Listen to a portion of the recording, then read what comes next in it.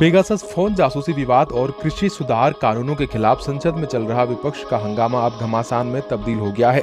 राज्यसभा में गुरुवार को तृणमूल कांग्रेस के सदस्यों ने तो संसदीय परंपरा की सीमा लांघते हुए सूचना प्रौद्योगिकी एवं संचार मंत्री अश्विनी वैष्णव के हाथों से सदन में कागज छीनकर उसे फाड़ दिया और आसन की ओर उछाल दिया।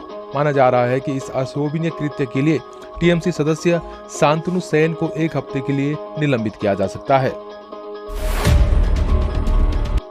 भारतीय जनता पार्टी के राष्ट्रीय अध्यक्ष जेपी नड्डा ने राज्यसभा में केंद्रीय मंत्री अश्विनी वैष्णव से तृणमूल कांग्रेस के सदस्यों द्वारा उनके बयान की प्रति छीनने और उन्हें फाड़ने की कड़ी आलोचना की है।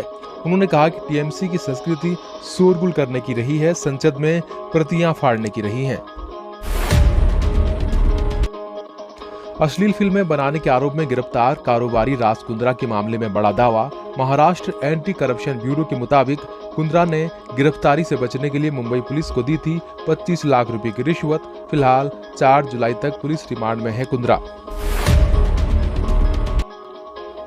आज पंजाब कांग्रेस के अध्यक्ष बनेंगे नवजोत सिंह सिद्धू। 4 कार्यकारी अध्यक्षों की भी होगी ताजपोशी।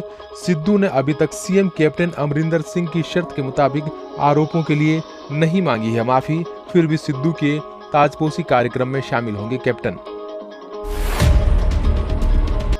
कर्नाटक के मुख्यमंत्री बीएस येदियुरप्पा ने कहा कि वह राज्य का दौरा जारी रखेंगे और यह सुनिश्चित करेंगे कि भाजपा 2023 के विधानसभा चुनाव में कर्नाटक को बरकरार रखे और 2024 के आम चुनाव में भी 25 सीटें जीतें। जम्मू कश्मीर के कनाचक इलाके में पुलिस ने एक पाकिस्तानी ड्रोन को मार गिराया है। इस ड्रोन के गिरने पर विस्फोटक सामग्री भी बरामद हुई है। बता दें कि सीमा पर बीते कई दिनों से लगातार ड्रोन देखे जाने की खबरें सामने आ रही हैं।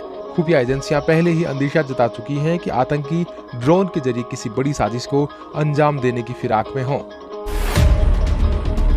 केंद्रीय मंत्री मीनाक्षी लेखी ने जंतर मंतर पर प्रदर्शन कर रहे किसानों को बताया मवाली। कहा, किसानों के पास धरना देने के लिए नहीं होता खाली समय। किसान नेता राकेश टिकैत बोले, अन्नदाताओं के बारे में नहीं कहनी चाहिए ऐसी बात। विवाद के बाद लेखी ने वापस लिया बयान। अगले हफ्ते दिल्ली दौरे पर पीएम नरेंद्र मोदी से मिलेंगी बंगाल की सीएम ममता बनर्जी। बंगाल चुनाव के बाद पहली बार होगा आमना सामना। दोनों नेताओं की मुलाकात ऐसे वक्त में होगी जब पेगासस जासूसी विवाद और मीडिया हाउसेस पर रेड को लेकर सरकार पर हमलावर है टीएमसी। जम्मू कश्मीर में आतंकी घटनाओं में एक साल में 36% की आई कमी। स्थानीय आतंकियों की भर्ती में भी गिरावट दर्ज हुई है। इस साल 16 जुलाई तक स्थानीय आतंकियों की भर्ती से जुड़ी 57 घटनाएं सामने आई, जबकि पिछले साल जून तक ऐसी 73 घटनाएं सामने आई थी। बीती रात थोड़ी देर के लिए ठप हो गई थी अमेज़न, जोमेटो और पेटीएम समेत दुनिया भर की 29,000 वेबसाइट। डोमेन नेम सिस्टम में गड़बड़ी थी वेबसाइटों के सही तरीके से काम न करने की वजह। हालांकि कुछ देर में ही सही हो गया सभी वेबसाइटों का ऑपरेशन। सीबीएसई ने प्राइवेट स्टूडेंट्स के लिए एग्जाम की तारीख का किया ऐलान। 10वीं और 12वीं के प्राइवेट कैंडिडेट्स के लिए 16 अगस्त से 15 सितंबर 2021 के बीच होगा परीक्षा का आयोजन। ऐतिहासिक ऊंचाई पर पहुंच चुकी पेट्रोल डीजल की कीमतों में आज किसी प्रकार का फेरबदल नहीं देखा गया। यह लगातार छठा दिन है जब पेट्रोल डीजल की कीमतों में कोई बढ़ोतरी दर्ज नहीं की गई। पिछले 6 दिनों से पेट्रोल डीजल के भाव स्थिर हैं। इसके बावजूद कई राज्यों में पेट्रोल डीजल की कीमतें आसमान छू रही हैं। कोरोना वायरस के प्रकोप ने दक्षिण एशिया के कई देशों में स्थिति को बहुत ही विकट बना दिया है, जिसमें इंडोनेशिया ने अपना समूचा ऑक्सीजन उत्पादन चिकित्सा उपयोग में झोंक दिया है।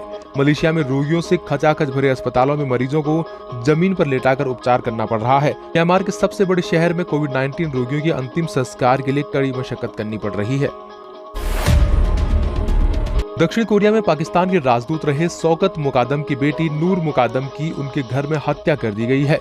हत्यारे ने पहले नूर मुकादम को गोली मारी और इसके बाद उनका सिर कलम कर दिया।